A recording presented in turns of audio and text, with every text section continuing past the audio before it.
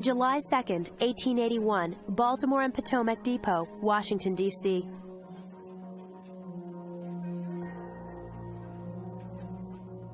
President James Garfield enters a waiting room. From close behind, a deranged stalker steps forward and shoots the president in the back.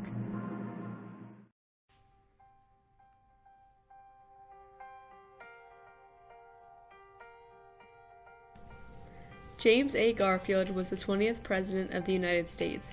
Garfield was born in 1831 in Moreland Hills, Ohio. He was the youngest of 5 children. His interest for politics was sparked at a young age. When he attended Williams College in Williamstown, Massachusetts, he learned that he was a skilled student and strong public speaker, and by the time he was in his late 20s, he was a member of the Ohio Senate. Later in his life, Garfield served as a lieutenant colonel of the Union Army during the U.S. Civil War. He lacked military experience, but he was a potent leader and helped the Union win the war. Garfield ran as part of the Republican Party. However, the party was divided into 2 sub-parties during this time period, half-breeds and stalwarts. Half-breeds, led by James G. Blaine, supported the previous president Rutherford B. Hayes. Hayes gained half-breed support after he withdrew the remaining federal troops from the South, which marked the end of the Reconstruction era in the United States. Stalwarts, on the other hand, supported Ulysses S. Grant, the 18th President of the United States. They did not favor Hayes's reforms, which was understandable because they were seen as the more traditional Republicans.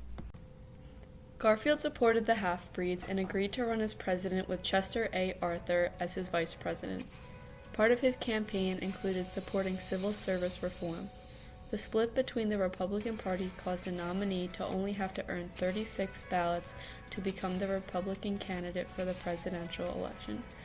Garfield surprisingly won the votes of the delegates and later that year beat General Winfield Scott Hancock, his Democratic opponent, by about 10,000 popular votes. Garfield was inaugurated as president on March 4, 1881.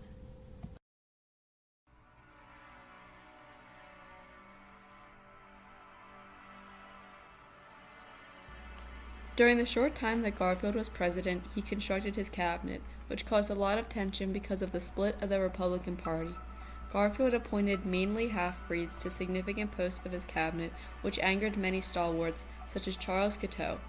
Guiteau was an unsuccessful lawyer, bill collector, and a diagnosed schizophrenic. He wrote a speech for Garfield, which he delivered multiple times, and felt as though he was responsible for Garfield's presidential victory. Guiteau wished to get the position for diplomatic posts in Vienna and Paris. Guiteau was confident that he would get the ambassadorship in Paris, but Garfield ended up not including him in his presidential cabinet.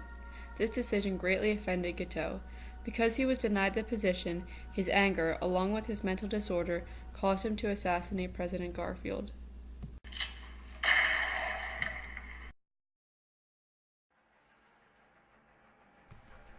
Charles Guiteau was greatly angered about not being part of Garfield's cabinet. His schizophrenia caused him to believe that God told him that good things will happen to his life if he killed Garfield. Guiteau purchased a high-caliber British Bulldog revolver to carry out his mission.